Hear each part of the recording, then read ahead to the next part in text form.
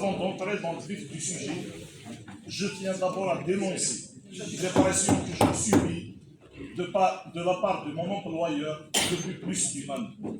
Des pressions qui ne répondent à aucun autre objectif, si ce n'est celui de m'empêcher d'accomplir ma mission de représentant de la population. Sachant que le mandat local est gratuit, je suis le seul élu sur le territoire national à qui on fait des ponctions sur salaire à chaque fois que je me déplace pour participer aux sessions et à réunions de la République. Mieux, mon employeur, la Sonelgaz, direction de distribution d'Arbela, propriété de l'État à 100%, considère, en violation des lois de la République, que le temps que je consacre à l'exercice de mon mandat est une absence irrégulière. Il m'a donc semblé utile de révéler le fait qu'un organisme économique public, c'est-à-dire une entreprise agissant sous la responsabilité de l'État, considère que le mandat confié par les citoyens constitue une irrégularité qui mérite sanction. Je laisse le soin aux premiers responsables du pays d'interpeller et de donner aux Algériens la signification juridique, politique et culturelle de cette innovation. Pourquoi le premier dirigeant du pays était interpellé ici? On a souvent dit que la Sonelgaz était un État dans un État. Mais là, dans ce cas précis, cette affirmation seule ne saurait expliquer un tel comportement, puisque tout le monde est informé du problème, mais personne n'a réagi. Le DRAI, le secrétaire général de la Wilaya, le Wali, le ministre de l'Intérieur, le Premier ministre, tous ont été saisis, décisifs, restés lettre morte à ce jour. Récemment, on m'a informé que la direction générale de la société a produit une nouvelle note qu'on ne m'a pas notifiée, mais qui, d'après les échos qui me sont parvenus, demeure en porte-à-faux avec la loi et la réglementation en vigueur. J'avoue que je n'ai jamais entendu parler de ce genre de problème dans l'Algérie ancienne. Est-ce à dire que dans notre pays, comme l'a si bien déclamé Louis Saïd Menguelet dans l'un de ses fabuleux poèmes, est-ce que c'est un tel? Il faut une des deux. Force est de constater que l'Algérie nouvelle n'est qu'une plus pâle copie de l'ancienne. Je vous dis ceci aux idées et aux sorciers de l'ombre. Vous perdez votre temps. Vous pouvez exercer les pressions que vous voulez, mais cela ne me détournera pas de mon objectif, celui de remplir honnêtement, dignement et librement ma mission d'élu de la République. Ceci étant dit, revenons maintenant à ce qui nous a réunis aujourd'hui. Nous sommes ici pour débattre du bilan du Wali pour l'année 2023. Si nous disons les choses clairement, ce n'est pas pour le plaisir de le faire. Nous le faisons parce que nous avons mal pour notre Algérie. Nous le faisons parce que nous avons mal pour notre Kabylie. Et nous le faisons parce que nous avons mal pour notre Wilaya. Nous le faisons surtout pour sortir des sentiers battus, pour sortir du marasme, du sous-développement. Nous nous exprimons franchement et en toute transparence pour avancer, construire la démocratie, faire de la liberté un pilier de la nation. Et rien ne peut se construire sans la liberté.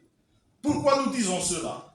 Nous disons cela parce que nous entendons ici et là les affidés du pouvoir actuel déclarer brillamment qu'ils sont nationalistes.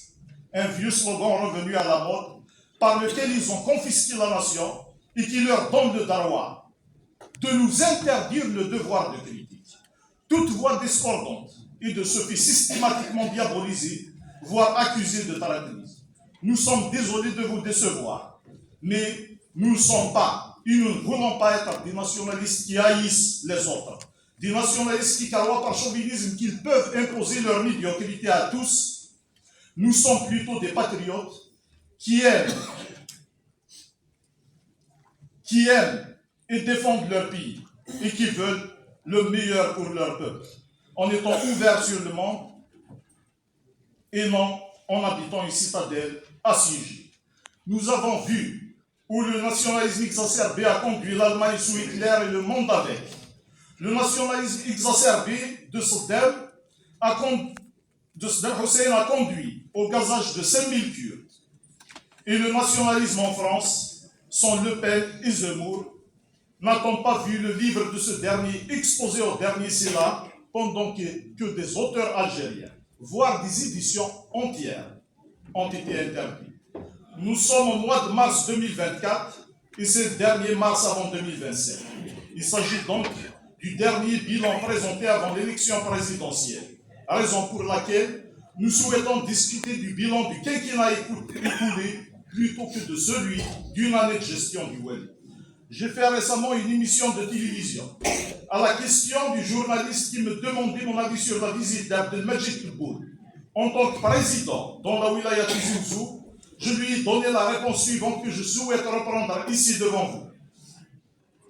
Je suis une chose en politique. Quand on se présente pour une mandature, on vient avec un projet au début et à la fin, on vient pour présenter le bilan, son bilan.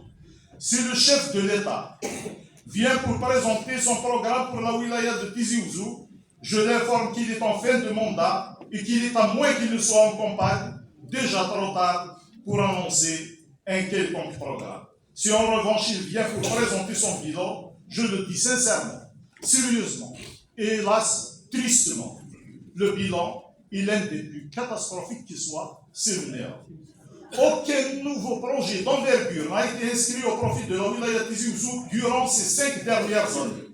Même les projets gelés, à l'exemple du CHU, n'ont pas encore connu de dégel comme c'est le cas dans d'autres wilayas. J'ai vu avant-hier qu'un nouvel hôpital de 240 lits a été inauguré à Oran. Il a été fait l'annonce d'un second établissement avec la même capacité d'accueil. Un troisième d'une capacité de 120 lits pour les urgences, en plus d'un centre d'études du cancer et d'un hôpital des Grands Brûlés, également d'une capacité de 120 lits. Bien évidemment, nous nous réjouissons pour les Oranais. Mais l'avons-nous, Darwa, Tizi Ouzou, Cousin Sandi, nous fonctionnons encore chez nous avec un CHU hérité de l'époque coloniale. De quel bilan peut-on s'enorgueillir? Que peut-on dire à la population contre des projets lancés en 2011 dont la plupart sont gérés par un département dont le chef de l'État avait la charge dans un passé pas si lointain, qui ne sont pas encore achevés en 2024? Quand on sait que le projet du stade de Tizi Ouzou lancé en 2011 n'est pas encore réceptionné 13 ans après, je vous assure qu'il n'y a pas de quoi en tirer de la fierté. En 2019, le taux d'avancement de ces travaux était de 82% avec un rythme d'environ 10% par an. 5 ans plus tard, on n'a pas pu achever les 18% des travaux restants avec un rythme de 3,6% par an. Une cadence bien inférieure à celle de l'Algérie ancienne qui, insistant là-dessus, n'était pas pourtant connue pour ses performances. Les exemples de projets bloqués ou abandonnés sont légion, nous les connaissons tous, il serait fastidieux de les énumérer ici. Mais il est vrai que quand on gère le calendrier des visites présidentielles avec les rumeurs et les dates annoncées puis reportées, à chaque fois, on ne peut pas s'attendre à mieux en matière de respect des délais de réalisation des projets. Nous voudrions sortir avec vous de ces bilans habituels présentés avec uniquement des chiffres qui bien souvent ne signifient rien de concret. On ne peut pas présenter chaque année le taux de consommation des budgets, même s'ils ne sont pas à négliger comme les seuls paramètres de performance. On ne peut pas se réjouir à chaque fois que ce taux augmente chichement alors qu'on demeure encore et toujours en dessous de la barre symbolique de 50%. Je ne comprends pas, et si quelqu'un a compris alors qu'on me l'explique, l'euphorie de certains élus de la majorité pour une augmentation insignifiante d'un taux de consommation qui ne dépasse pas les 7%. Passer de 34% en 2022 à 41% en 2023 n'est pas un succès. Nous sommes encore et toujours avec des consommations qui concernent des projets qui, pour certains, ont un retard de 10 ans sur leur délai contractuel. On ne peut pas être optimiste dans certaines directions, et nous l'avons vu dans le bilan remis par le trésorier de Wilaya. Affiche fièrement et ostensiblement un taux de consommation de 0%. Plus clairement dit, nous sommes en 2024 à parler encore de projets qui auraient dû être achevés et clôturés en 2014. Voilà ce que je disais en gros lors de la session du 28 et 29 mars 2023, une année avant, à l'occasion de la présentation du bilan de l'année 2022. Sachant que nous allions inéluctablement être noyés lors de la présentation du bilan dans des chiffres, nous avons demandé et obtenu une réunion de la Commission économie et finances avec le DPAT et le trésorier de Wilaya pour tenter de soutirer tant bien que mal les informations nécessaires à l'exercice de notre Wilaya. Nous avons eu droit à des chiffres, beaucoup de chiffres, mais sans aucune référence au temps. Hélas, encore une fois, vous affichez les mêmes bilans, nous faisons les mêmes constats. Il n'y a aucun rapport. Il n'y a aucun rapport avec le temps dans la présentation. Il n'y a pas 36 000 raisons à cela.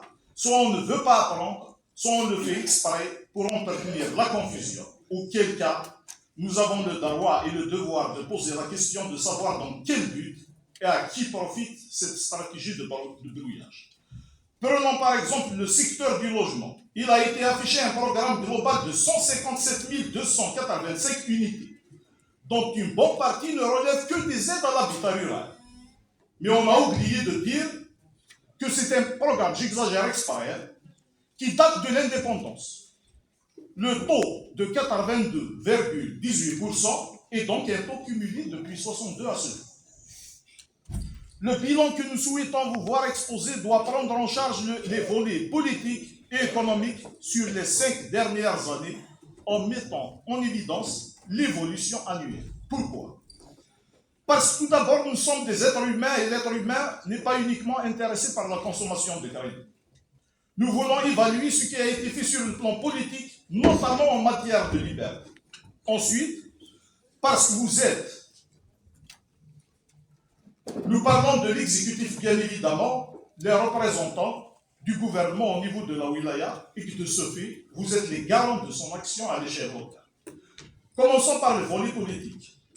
Jamais la population, je dis bien jamais la population, depuis au moins 89, n'a connu autant de restrictions sur les libertés que ce qu'elle endure depuis 2019. Des arrestations pour délit d'opinion, des poursuites judiciaires pour de cette publication sur Facebook, des interdictions de réunions de partis politiques, d'associations et même d'élus.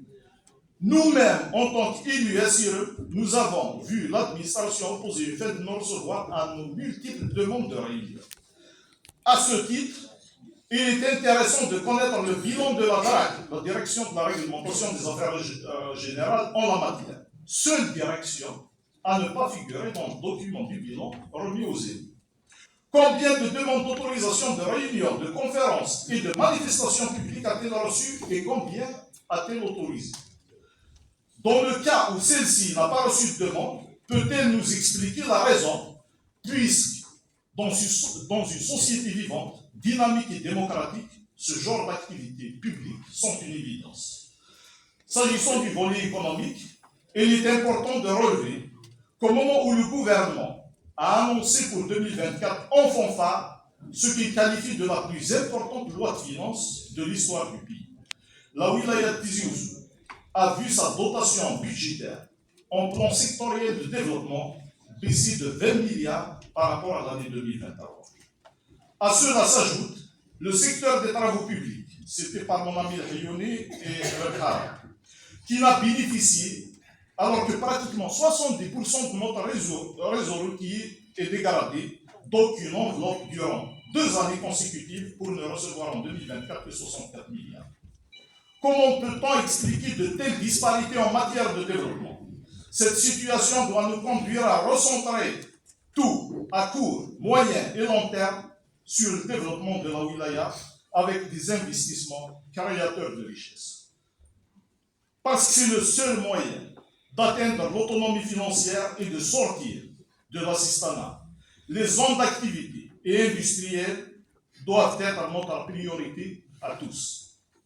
La wilaya Tizi Ouzou dispose de 18 zones d'activité et aucune, malheureusement aucune, ne fonctionne convenablement. La preuve est qu'avec le lancement de la plateforme numérique de l'investissement, notre wilaya n'a affiché aucun terrain disponible.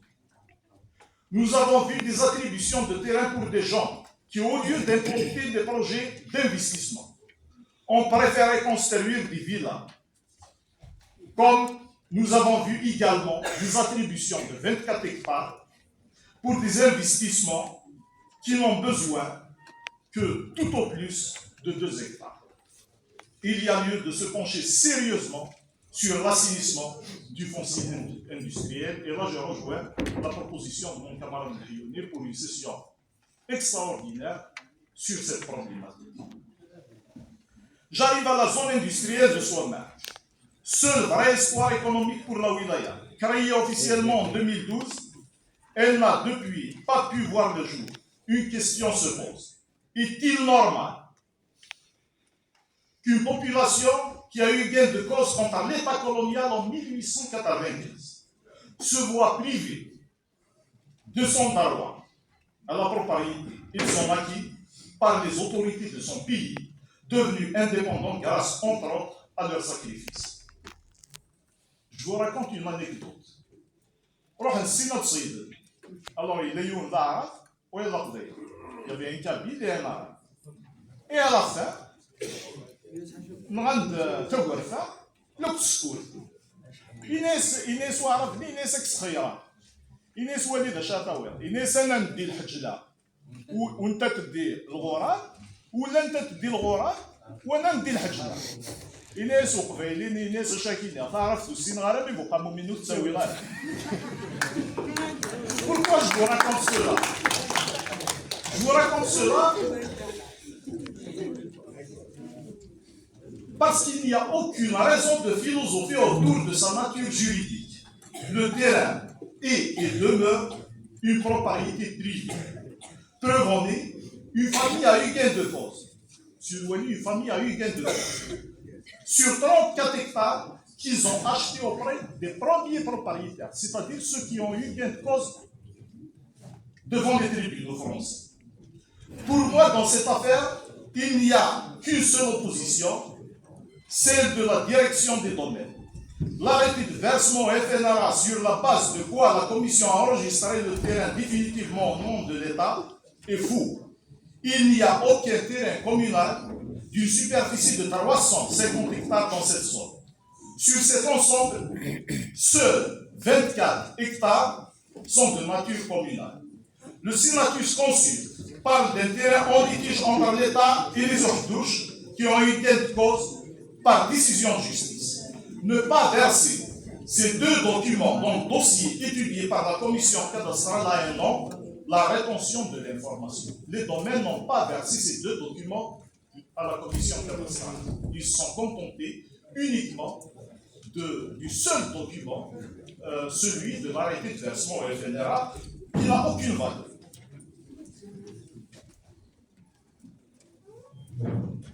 Pour résoudre ce problème, il faut une seule chose, la volonté politique. Pour finir, même si le constat est amer, j'avoue que plus rien ne m'étonne dans l'Algérie nouvelle. Un chômeur touche plus que quand il était étudiant, il touchera moins quand il sera élu de la République. C'est ce qu'on appelle encourager la consommation, notre seul paramètre de performance. À chacun de tirer sa conclusion. Les citoyens que nous représentons mesurent la régression générale que vit notre wilaya. Si nous ne pouvons pas peser pour réparer ce qui n'a pas été accompli, on peut évoquer ce qui a été détaillé. Nous avons parlé de la restriction de la vie publique. Où sont les associations culturelles dynamiques et innovantes? Où est la GSK, symbole d'une jeunesse épanouie? Où est l'université, laboratoire d'idées, qui a fait revenir les élites de la diaspora que l'on cherche maintenant? Pourquoi les comités de village qui assurent solidarité, sécurité et convivialité sont-ils la cible de noyautage et de déstabilisation permanente? Pourquoi les immigrés qui rentraient chez eux avec des ressources et des savoir-faire, qu'ils mettaient généreusement au service des leurs, doivent-ils renoncer à passer leurs vacances auprès de leurs proches? Où sont les écoles privées qui dispensaient des enseignements qui assuraient esprit critique et formation qualifiante? Et hier, zone pilote du pays, la wilaya Tizi Ouzou et plus généralement la Kabylie sont devenus un espace de désolation et de colère muette. L'islamisme y est prospère et le commerce illicite se fait au grand jour. Nous vivons une période difficile. Nous n'avons pas le pouvoir exécutif pour y remédier, mais nous pouvons souligner et signaler les actes qui contribuent à la régression et le devoir de nous démarquer des causes qui les engendrent. C'est le minimum que son droit d'attendre de nous, les électeurs qui nous ont fait confiance. C'est aussi la leçon que nous ont transmis nos aînés quand il a fallu traverser les grands bourrasques d'avant et d'après l'indépendance. Mon intervention est dictée par les doléances des administrés qui se sont adressés à moi et la fidélité à ceux qui nous ont précédés dans les luttes. Je vous remercie.